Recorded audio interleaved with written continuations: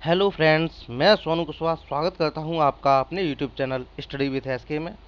और आज मैं आपके लिए लेकर आया हूं प्रीवियस ईयर कुछ रिपीटेड क्वेश्चंस हैं, टॉप 30 क्वेश्चंस हैं जो आपकी परीक्षा के लिए अति महत्वपूर्ण हैं।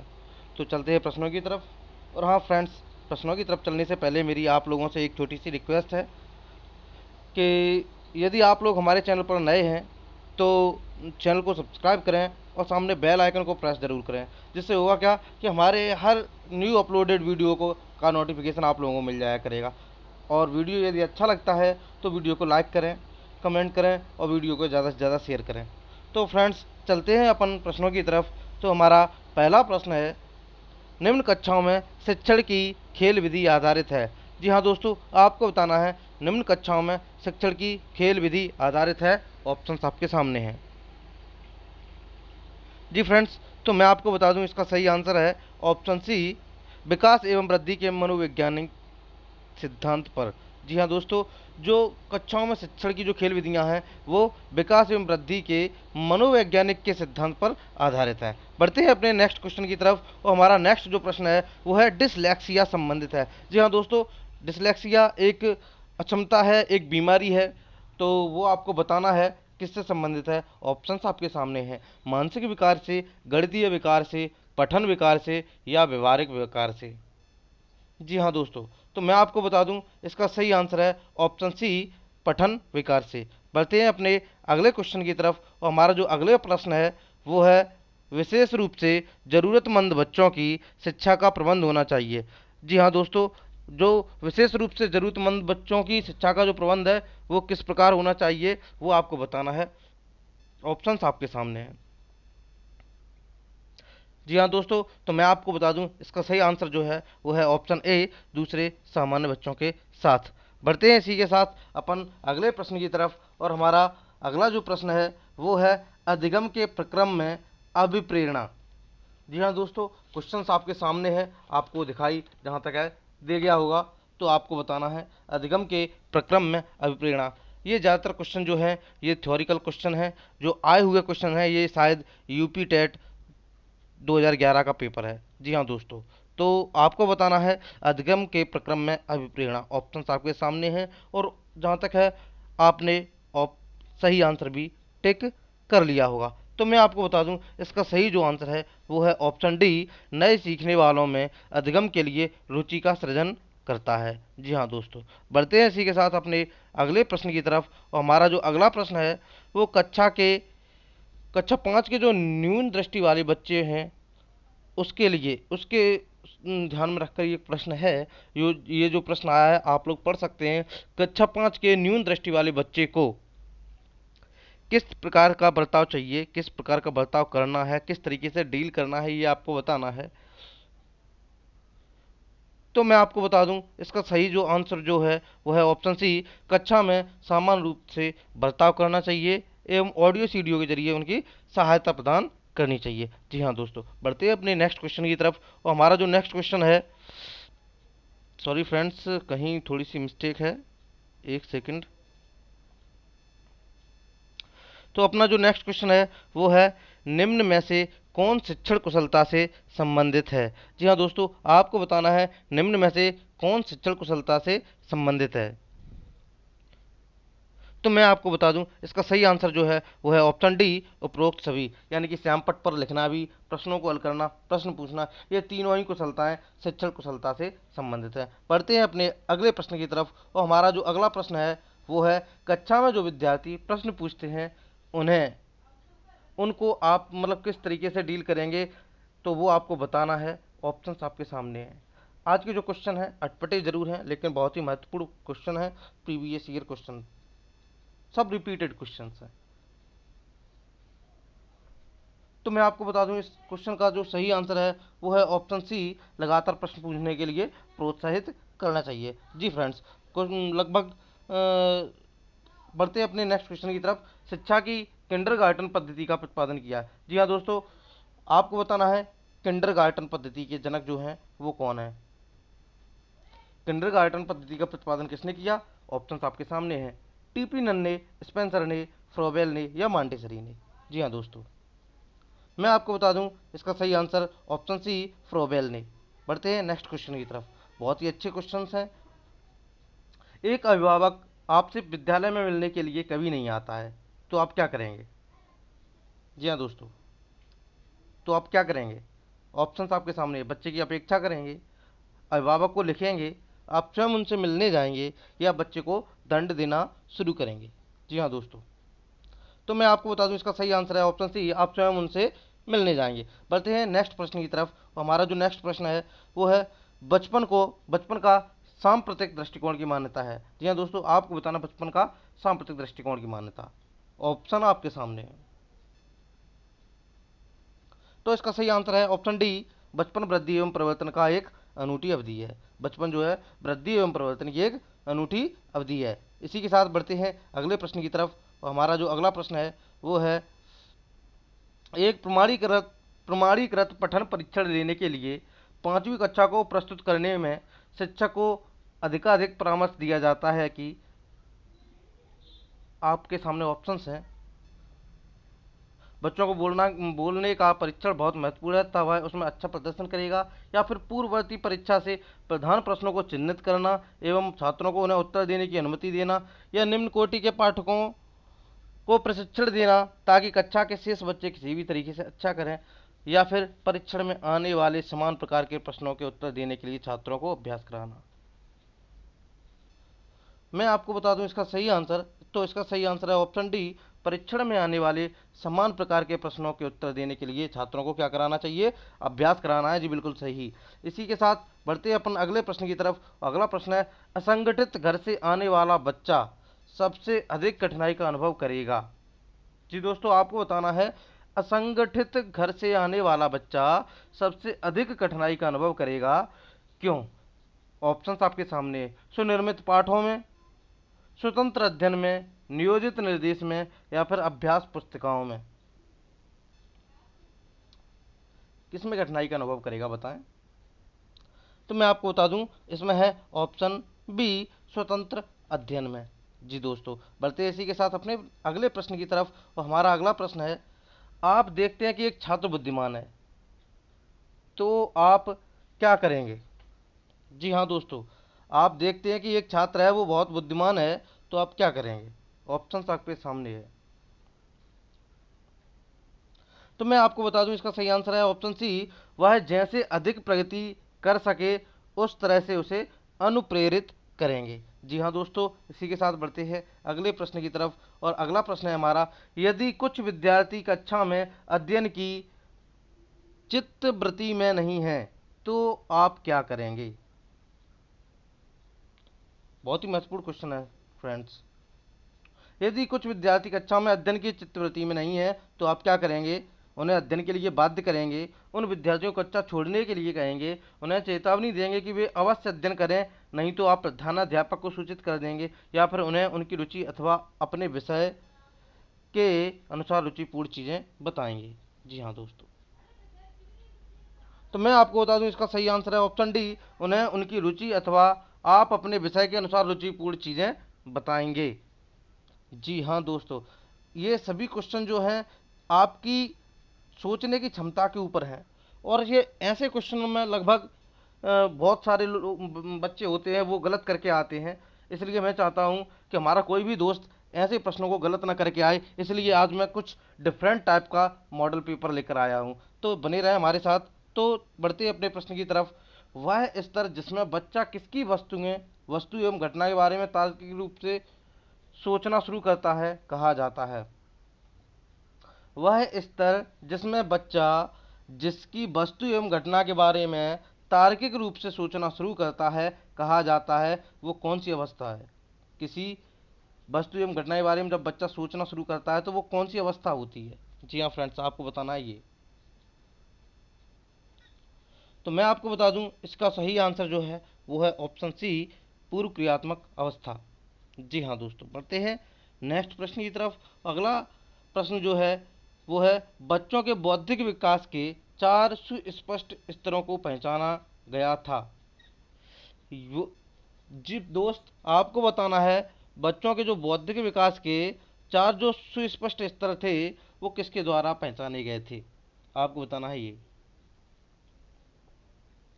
तो मैं आपको बता दूं इसका सही आंसर है ऑप्शन डी, पियाजे के द्वारा। जी हाँ दोस्तों, इन्होंने 4 अवस्थाएं बताई थी बच्चों की। तो इसी के साथ बढ़ते अपन अगले प्रश्न की तरफ। अल्पवयस्क बच्चों के अधिगम में अभिभावकों की भूमिका होनी चाहिए। अल्पवयस्क बच्चों के अधिगम में अभिभावकों की भूमिका होनी चाहिए, वो कैसी होनी चाहिए वो आपको बताना है। ऑप्शन आपके सामने है। निषेधात्मक, अग्र सक्रिय, संवेदनात्मक या उदासीन। जी हाँ दोस्तों, तो मैं आपको बता दूं इसका सही आंसर है ऑप्शन सी, संवेदनात्मक। बढ़ते बढ़ते हैं नेक्स्ट प्रश्न की तरफ। बहुत ही इंपॉर्टेंट, बहुत ही अच्छे प्रश्न हम आपके लिए लेकर आते हैं और लेकर आए हैं। हम चाहते हैं आप बस बने रहें हमारे साथ और सफलता निश्चित। जी हाँ दोस्तों, सफलता 100% मिलेगी, क्योंकि प्रश्न यहीं से बनते हैं और ऐसे ही बनते हैं। जी हाँ दोस्तों, तो बढ़ते हैं अपने प्रश्न की तरफ। बच्चों के संज्ञानात्मक विकास को सबसे अच्छे तरीके से कहाँ परिभाषित किया जा सकता है? खेल के मैदान में, विद्यालय एवं कक्षा में, ऑडिटोरियम में या फिर गृह में? तो मैं आपको बता दूं इसका सही आंसर है ऑप्शन बी, विद्यालय एवं कक्षा में। हो सकता है ऐसे प्रश्न आप लोग गलत कराएं, लेकिन बिल्कुल भी गलत नहीं करना है। क्वेश्चन बहुत अच्छे हैं और बहुत ही महत्वपूर्ण है। जी हाँ दोस्तों, इसी के साथ बढ़ते हैं अगले प्रश्न की तरफ। आपको बताना है इस रिक्त स्थान में क्या भरना है। किसको अनुप्रेरित शिक्षण के एक संकेत के रूप में विवेचित किया जाता है? आपको बताना है कि किसको अनुप्रेरित शिक्षण के एक संकेत के रूप में विवेचित किया जाता है। ऑप्शंस आपके सामने हैं। जी दोस्तों, मैं आपको बता दूं इसका सही आंसर है ऑप्शन सी, विद्यार्थियों द्वारा प्रश्न पूछना। ये जो है ये आपका बिल्कुल सही आंसर है। बढ़ते हैं अपन नेक्स्ट प्रश्न की तरफ। और अगला जो प्रश्न है, कक्षा में विद्यार्थियों की रुचि रखने के लिए एक शिक्षक को उचित मतलब क्या करना चाहिए? कक्षा में विद्यार्थियों की रुचि रखने के लिए एक शिक्षक को क्या करना चाहिए? कौन सा कार्य है जो उचित है, ये आपको बताना है। ऑप्शंस आपके सामने हैं। श्यामपट्ट का प्रयोग करना है, या चर्चा करना है, कहानी कहना है, या फिर प्रश्न पूछना है? जी हाँ दोस्तों, तो मैं आपको बता दूं इसका सही आंसर है ऑप्शन डी, प्रश्न पूछना है। जब तक आप प्रश्न नहीं पूछेंगे बच्चे बिल्कुल भी रुचि नहीं लेंगे। जी हाँ दोस्तों, तो बढ़ते इसी के साथ अगले प्रश्न की तरफ। अगला प्रश्न जो है अपना, विद्यार्थियों का विद्यालय में खेलना क्यों उचित है? विद्यार्थियों का विद्यालय में खेलना क्यों उचित है? ऑप्शंस आपके सामने हैं। तो मैं आपको बता दूं इसका सही आंसर जो है वो है ऑप्शन डी, यह सहयोग एवं संतुलन का विकास करेगा। जी हाँ दोस्तों, इससे क्या है, सहयोग की भावना भी बच्चे के अंदर विकसित होती है एक दूसरे के प्रति। इसी के साथ अपन अगला प्रश्न है, परिवार एक साधन है। परिवार एक साधन है, वो किस प्रकार से? परिवार के माध्यम से हमको कैसी शिक्षा मिलती है? अनौपचारिक शिक्षा का, औपचारिक शिक्षा का, गैर औपचारिक शिक्षा का, या दूरस्थ शिक्षा का? परिवार जो है साधन, वो कैसी शिक्षा का साधन है? ऑप्शंस बहुत ही अच्छे हैं और क्वेश्चंस भी बहुत अच्छे हैं दोस्त। ऐसे क्वेश्चन शायद ही आपने लगाए हों, लेकिन आए जरूर हैं। इसका सही आंसर है ऑप्शन ए, अनौपचारिक शिक्षा का। बढ़ते हैं अगले प्रश्न की तरफ। एक शिक्षक विद्यार्थियों में सामाजिक मूल्यों को विकसित कर सकता है।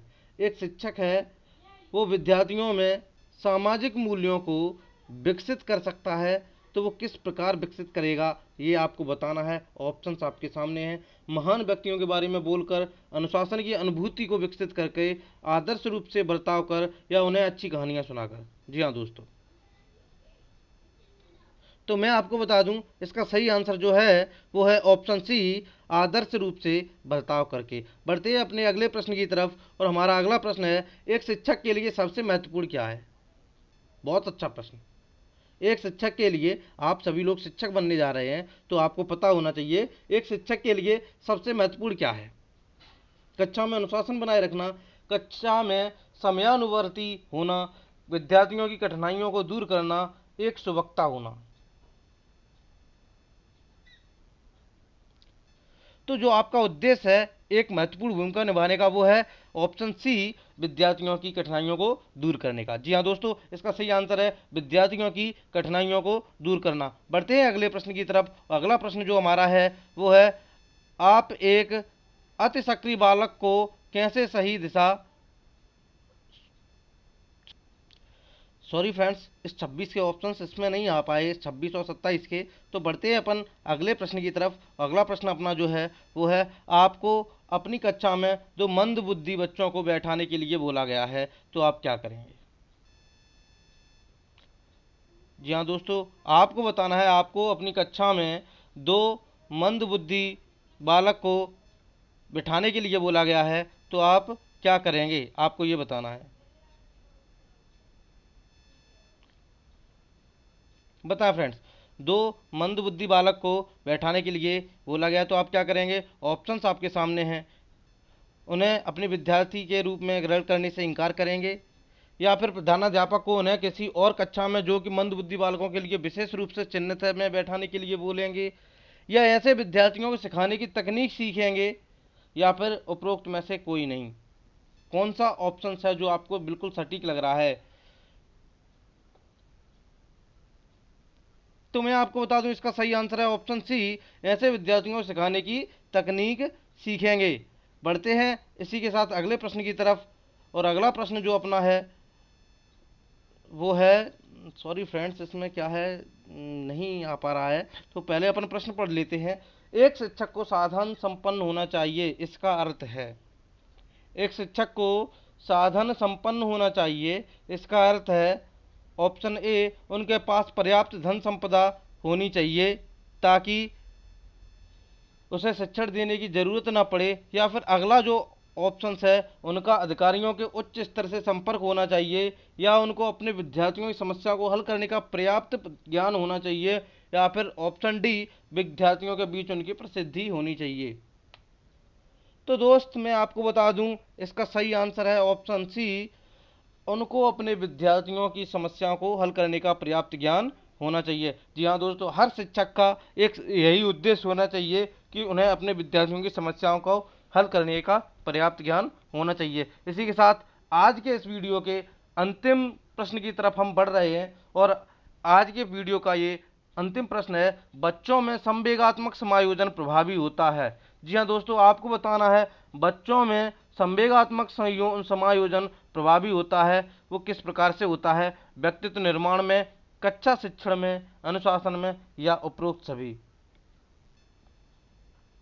जी हाँ दोस्तों, आज के जो क्वेश्चन थे बहुत ही महत्वपूर्ण क्वेश्चन थे, और मैं आज थोड़ी सी क्षमा भी मांगूंगा आपसे।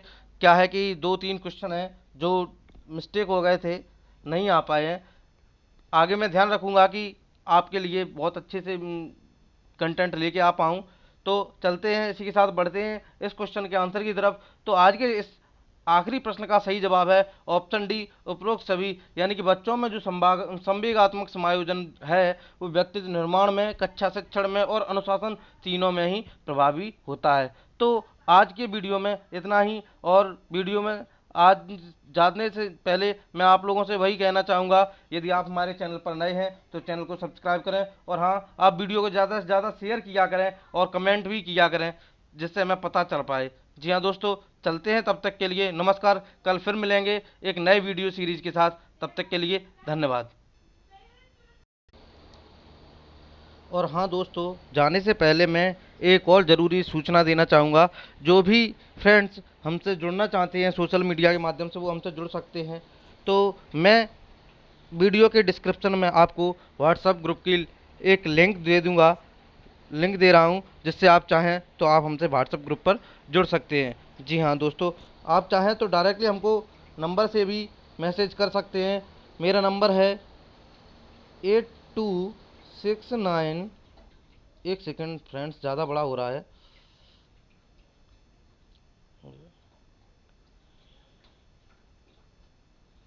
जी फ्रेंड्स, तो मेरा नंबर है